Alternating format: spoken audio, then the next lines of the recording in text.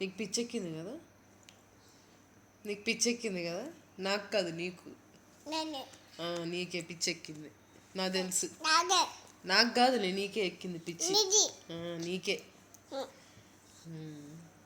ఒప్పుకున్నావు ఇప్పటికైనా పిచ్చిదాని అని.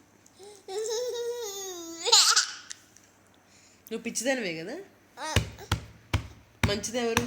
మంచి పిల్ల ఎవరు? Thank you. పిచ్చి పిల్ల ఎవరు? సూపర్. పిచ్చి పిల్ల నువ్వే. మంచి పిల్ల ఎవరు?